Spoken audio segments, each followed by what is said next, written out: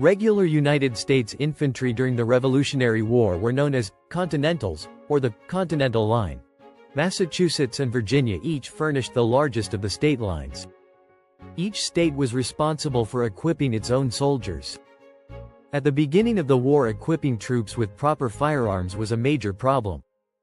Although men usually brought their own weapons when mustered, long rifles or hunting guns, the lack of uniformity among these weapons was a problem. The notorious inaccuracy of the musket made the use of the bayonet a key element in battlefield tactics. The opposing armies lined up facing each other in ranks 2 or 3 deep and fired in the direction of the enemy. The musket was highly inaccurate at a distance greater than 80 yards. Speed in loading and firing was more important than aiming. The volume of fire was considered the measure of a good army. Presumably, if you fired enough times, you were bound to hit someone.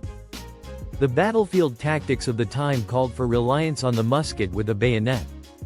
Civilian hunting guns and rifles were not designed to mount a bayonet.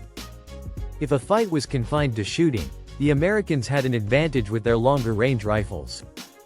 If a battle ended with a bayonet charge, of which the British were masters, the Americans would be outmatched. In 1777, General Washington formed a corps of riflemen under the command of the Virginian Daniel Morgan to take advantage of the long-range shooting capability and accuracy of the rifle. These riflemen were a special unit, protected by regular line troops when threatened by bayonets. The musket problem was not resolved until 1777. France became the primary supplier of military-style muskets. Some 102,000 muskets were delivered to America between 1776 and 1781. By 1777, the entire Continental Line was equipped with French muskets. Until the formation of the Continental Line in 1775, the American colonies had depended on homegrown militias for their day-to-day protection. In times of peace, the militia was more of a social or drinking club than a military organization. Discipline was lax and training sketchy. Even in times of war, militiamen were reluctant to serve more than a few weeks away from home. Notwithstanding the shortcomings of the militia, militiamen often provided essential manpower on the ground at key moments.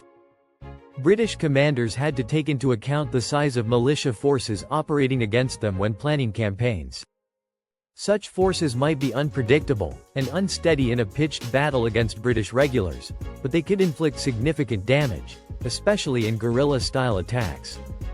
Even though the militia force was large and useful, General Washington was convinced that ultimate victory over the British would require the creation of a national, disciplined, professional army. He created this Continental Army which would serve the American war effort well, with the militia providing significant support.